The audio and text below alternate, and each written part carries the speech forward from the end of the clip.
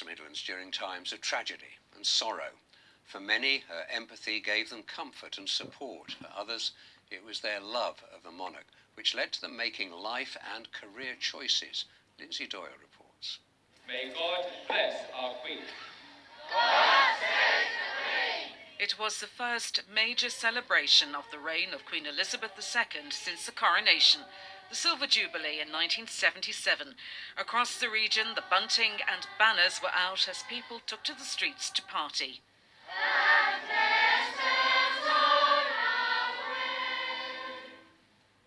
The Queen's coronation was the first to be televised. For some living in the Midlands, it was memories of that momentous occasion being screened across the Commonwealth, which remains a prominent childhood memory. Vincent Daniel from Birmingham, who served with the Royal Warwickshire Fusiliers, was born in the West Indies. He was 10 when the Queen was crowned. My parents emigrated to the Dutch Caribbean island of Curacao, and I always remember when, on the Queen's coronation. Funny, they used to call us English anyway, because in the Dutch country and we spoke English, And when the coronation of the Queen, I remember going with my father, and they did all kind of sports, like a sports day, to celebrate the coronation. And my dad was running and that kind of stuff, I always remember it well. Decades later, Vincent was destined to meet her at a Buckingham Palace garden party. When she came across the line and people shaking their hands, and she came as close as you are to me, and I thought, oh my Lord, and she came, and I just sort of nodded and bowed a little bit. In her early years as Queen, much work was being done to rebuild bombed cities. It was that rebuilding which brought the Queen to Coventry. A bombing raid in 1940 had decimated the city, destroying its Gothic cathedral. Her empathy for the people of Coventry shone through during her visit in 1956, as work began on a new cathedral. 6 years later, she was back for its consecration, and local amateur filmmaker David Arnold was there.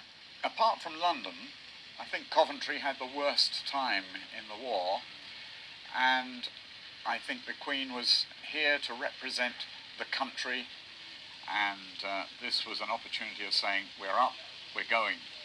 We're in business. The landscape across the Midlands was changing. In Birmingham, buildings were going up rapidly. The Queen arrived to open the Bull Ring and the new inner ring road named the Queensway after her. Former Lord Mayor, the late Freda Cox, met her many times and shared how the Queen was concerned over some of the new builds. She always enjoyed coming to Birmingham.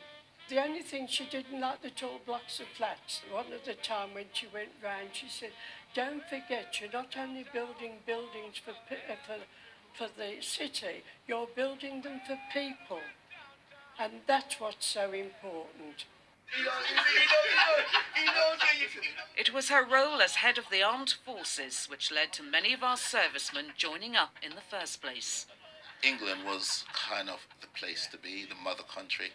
The Queen for us was kind of the place to be, and the aim or the career focus in terms of what we're doing and what we was aspiring to actually get to. I think that was it. So the Queen was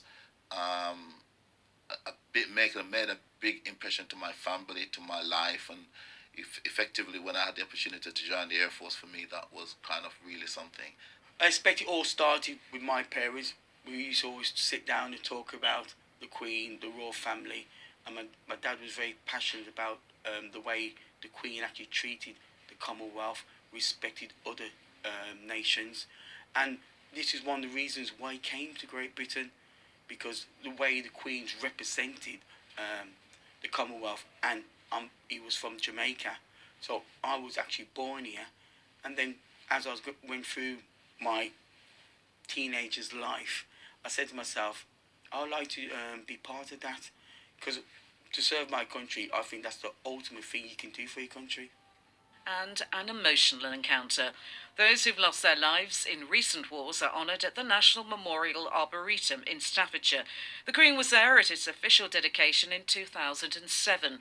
Maureen Norton's brother, Terence Griffin, was killed by an IRA bomb in 1974.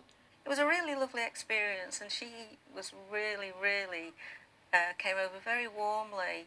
You know, I felt as though she had empathy for what me and my family had gone through.